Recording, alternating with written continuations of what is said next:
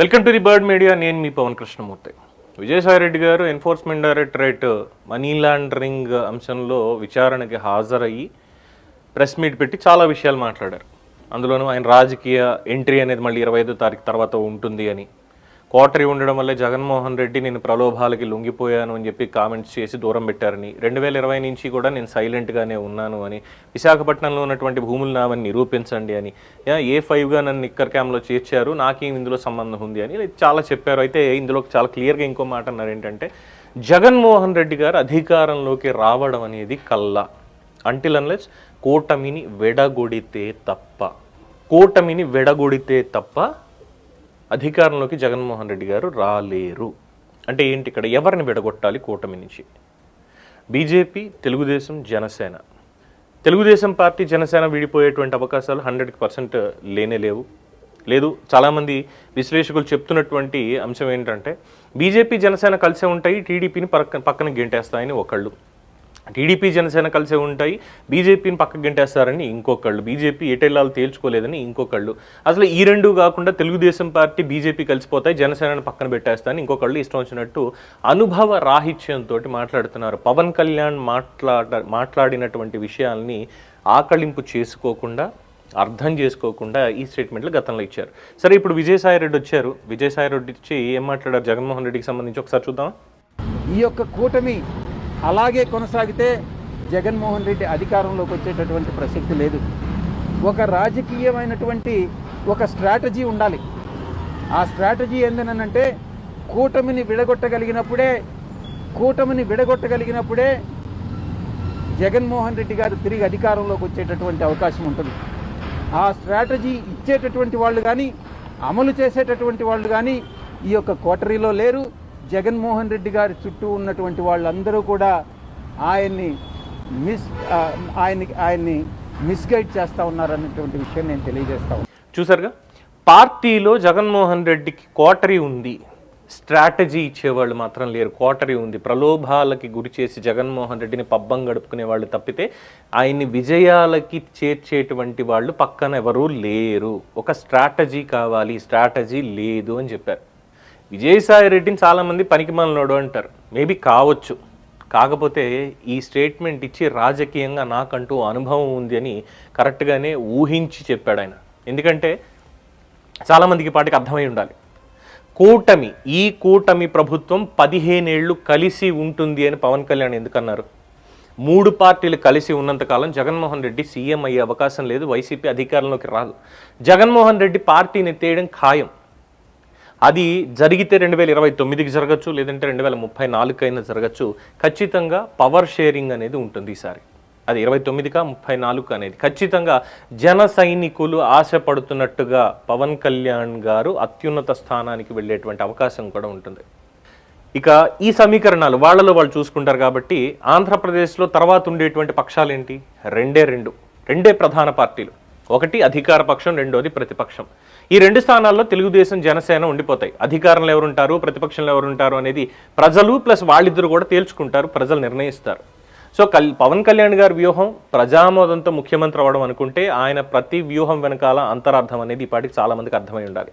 పార్టీలోకి నాయకులు వస్తారు, పార్టీని బలోపేతం చేయడం, ఇవన్నీ కూడా పవన్ కళ్యాణ్ చూసుకుంటారు. కానీ ఆయనకి చెప్పేటువంటి అవకాశం ఉంది, చేసేటువంటి అవకాశం ఉంది, కానీ అర్థం చేసుకునే అవకాశం చాలా మందికి ఉండట్లేదు.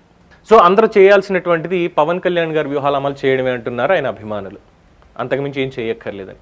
సో మళ్ళీ back to Vijayasai Reddy comments. ఇక్కడ పవన్ కళ్యాణ్ గారి కామెంట్స్ రెండుని కంపేర్ చేద్దాం. ఈ కూటమి ప్రభుత్వం, ఎందుకంటే ప్రమాణ స్వీకారం తర్వాత అప్పటి నుంచి ఇప్పటి వరకు కూడా ఏ అధికారిక సభలు సమావేశాలు జరిగినా పవన్ కళ్యాణ్ గారు ఇచ్చినటువంటి స్టేట్మెంట్ ఒకటే, ఈ కూటమి ప్రభుత్వం 15 ఏళ్ల పాటు ఉండాలి, నిరంతర అభివృద్ధి అనేది ముందుకి కనిపించాలి అంటే ఖచ్చితంగా కలిసి ఉండాలి, నేను ఖచ్చితంగా కలిసే ఉండేలా నేను చేస్తాను అని చెప్పి ఆయన ఎప్పుడో స్టేట్మెంట్ ఇచ్చారు. ఆయన స్టేట్మెంట్ చాలా క్లియర్, బీజేపీని సైతం ఉంచుతానని ఆయన చెప్తున్నారు. ఇక్కడేంటి విజయసాయి రెడ్డి చెప్పడం, నేను లేను కాబట్టి జగన్మోహన్ రెడ్డి పక్కన స్ట్రాటజిస్టులు ఎవరు లేరు, వాళ్ళందరూ ఇక్కడ కూలగోయడానికి, అసలు సోషల్ మీడియాలో ఏం జరుగుతుందో చెప్పడానికి కూడా ఆయనకి ఏమి లేకుండా పోయింది, అసలు జగన్మోహన్ రెడ్డి గారు అంత అమాయకుడు ఇంకొకళ్ళు లేడు, పూర్తిగా వాళ్ళని నమ్మి నన్ను కూడా ఆయన అవమానించి పక్కన పెట్టేశారు అని చెప్పి మాట్లాడుతున్నారు. నేనుంటే బీజేపీ వాళ్ళతోటి ఏదో ఒకటి చేసి ఈ పాటికి కార్యం పూర్తి చేసి ఉండేవాడిని అని చెప్పి ఎలా కుదురుతుంది? అండ్ రెండోది, కూటమిని కూలగొట్టడం జగన్మోహన్ రెడ్డి వల్ల అవుతుందా? సోషల్ మీడియాలో జరుగుతున్నటువంటి ఫేక్ ప్రచారం, వేస్తున్నటువంటి అబద్ధాలు, చెప్తున్నటువంటి అబద్ధాలు, చేస్తున్నటువంటి పనులు, పార్టీని వదిలేసి బెంగళూరులోనే ఉండడాలు, ఇవన్నీ చేస్తూ ఉంటే కూటమిని ఏ విధంగా చేస్తారు? మేబీ జనసేనలో ఉన్నటువంటి వాళ్ళని కావచ్చు, తెలుగుదేశం పార్టీలో ఉన్నటువంటి వాళ్ళని కావచ్చు, ఒకరినో ఇద్దరినో పార్టీలోకి ఆహ్వానించడం కూడా కాదు, అది కూడా ఏంటి, సెకండరీ లీడర్స్ కావచ్చు, లేదంటే మేబీ ఎక్స్ లీడర్స్ కావచ్చు, వీళ్ళని అక్కడ మీకు అవమానం జరుగుతుందని ప్రలోభానికి గురి చేసి పార్టీలోకి తీసుకెళ్లొచ్చు. తద్వారా వాళ్ళతోటి కూటమి ప్రభుత్వాన్ని, చంద్రబాబు నాయుడు గారిని, పవన్ కళ్యాణ్ని అవమానించేటువంటి పనులు చేయొచ్చు. లేదు, బీజేపీ తోటి లోపాయికారి ఒప్పందం, ఆ 5 ఏళ్ళు మీకు సపోర్ట్ చేశాం కాబట్టి ఇప్పుడు మీరు మమ్మల్ని ఏం అనడానికి వీల్లేదు అనేటువంటి ఒక రకమైనటువంటి బ్లాక్మెయిల్. సో బీజేపీ సైలెంట్గా ఉంది. ఇది కళ్యాణ్ గారికి కూడా తెలుసు, చాలా క్లియర్గా తెలుసు. అందుకే పవన్ కళ్యాణ్ గారికి ప్రధానమంత్రి నరేంద్ర మోడీ గారు కూడా అంతే ప్రాముఖ్యత ఇస్తూ వస్తున్నారు. At the same time Nara Lokesh Telugu Desam పార్టీని ఎలా నడిపించాలనేది ఆయన చూస్తున్నారు. పవన్ కళ్యాణ్ ఇచ్చేటువంటి సూచనలు, సలహాలకి గౌరవం ఇస్తున్నారు ఎక్కడికి వెళ్ళినా కూడా. సో వీళ్ళిద్దరూ కలిసినంత వరకు కూడా ఏమైనా చేయగలుగుతారు అసలు కూటమిని? అసలు వేరే పేర్లు ఏమొద్దు, పవన్ కళ్యాణ్ అనేటువంటి ఒక శక్తి అక్కడ ఎదుర్కొండా నించున్నంత కాలం కూటమిని ఏమన్నా చేయగలుగుతారు అసలు జగన్మోహన్ రెడ్డి? ఎందుకంటే జగన్మోహన్ రెడ్డి ఏమైనా పవన్ కళ్యాణ్ గారిని రాజకీయంగా మాత్రమే విమర్శలు చేశారు, కేవలం రాజకీయ విమర్శలు, ఫలానా చోట అవినీతి జరిగింది, ఫలానా చోట ప్యాకేజీ, ఫలానా చోట ఇది, ఫలానా చోట అది, ఈ టైప్లో విమర్శలు చేశారు అంటే సరే, రాజకీయాల్లో ఆత్మహత్యలు, హత్యలు చెప్తారు కదా, శాశ్వత మిత్రులు శత్రువులు ఉండరు అనేటువంటి ఒక పాయింట్. సో దాంట్లో భాగంగా మేబీ, జన సైనికులు తప్పుగా అర్థం చేసుకోకుండా, మేబీ ఒకవేళ విజయసాయిరెడ్డి లాంటి వాళ్ళు ఉండి జగన్మోహన్ రెడ్డి పక్కన పవన్ కళ్యాణ్ని ఎలాగైనా సరే దగ్గర చేయాలి అంటే, సరే రాజకీయంగా చేసినటువంటి ఆరోపణలే కదా, పర్వాలేదు, రాజకీయం దాని మీద ఏం పెద్ద మాట్లాడక్కర్లేదు, సహజంగానే ఉంటుందని. కానీ పవన్ కళ్యాణ్ గారిని ఇక్కడ వ్యక్తిగతంగా ఎక్కడ పడితే అక్కడ, అధికార కార్యక్రమం అయినా, పార్టీ కార్యక్రమం అయినా, జగన్మోహన్ రెడ్డి గారు చేసింది, వారి పార్టీ వాళ్ళు చేసింది, పవన్ కళ్యాణ్ గారిని, వారి కుటుంబ సభ్యుల్ని వ్యక్తిగతంగా అత్యంత హేయంగా ఇష్టం వచ్చినట్టు అపనిందలు వేయడం, అవమానాల పాలు చేయడం చేశారు. ఎందుకు ఊరుకుంటాడు ఆయన? డైరెక్ట్గా యాక్షన్ తీసుకోకపోవచ్చు, బట్ రాజకీయంగా యాక్షన్ ఆల్రెడీ తీసుకున్నాడు కదా. అధపాతాళానికి తొక్కేస్తాను అన్నాడు, తొక్కి చూపించాడు ఆయన.